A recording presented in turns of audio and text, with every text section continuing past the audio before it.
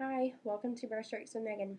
Wanted to discuss some basic starter tips on what you can use to get your studio space set up for acrylic painting.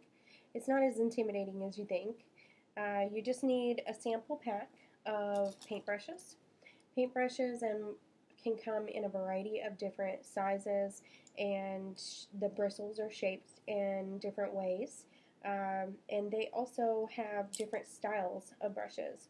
If you get the starter packet at the craft department that has a variety of brushes already in there, that's going to be your best bet. It's going to come with a sample of flat brushes. These are all flat brushes.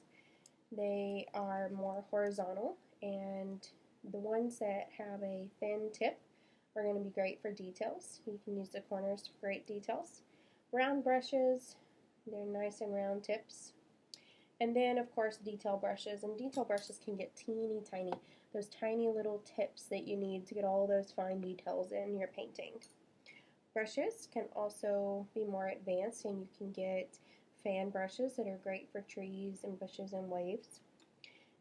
You're also going to want to consider looking into sponges. You can get some really great texture with sponges and spatulas.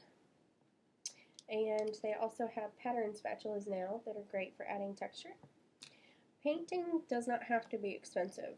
Start with acrylic craft paints. They come in a bunch of different colors. They're pre-mixed. You don't have to thin this out with any paint thinner or water. You can use it straight out of the bottle. You can also mix them, but it's just easy and cheap to go ahead and start your painting experience with using these. And as you become more comfortable, you can start using the tubes and learning how to thin those out, and we'll talk about that at a later time. But the most important thing that you're going to need is have clean water. Clean water will help save your painting from looking murky.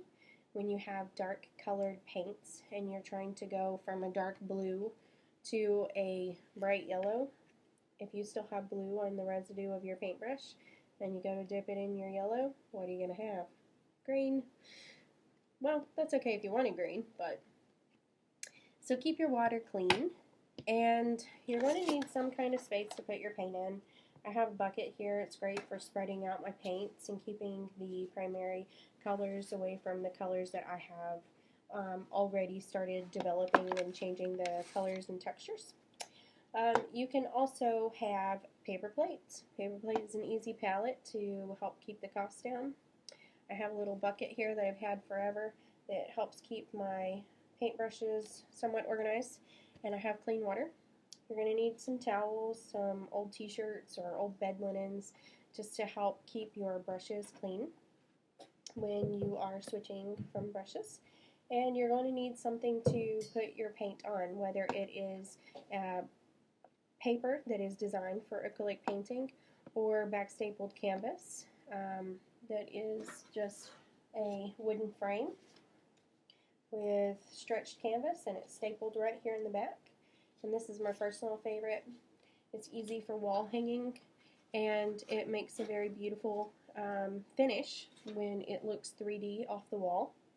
You can get them on sale pretty cheap as well, especially if you buy them in the value pack or we use a coupon, of course. And that's pretty much it. You get the acrylic paints with the brushes that are pre-sorted. They're pre-assorted. And, of course, clean water. Grab yourself a little space and get started. You never know what you can come up with. Hope you have a great day, and I can't wait to see what you come up with.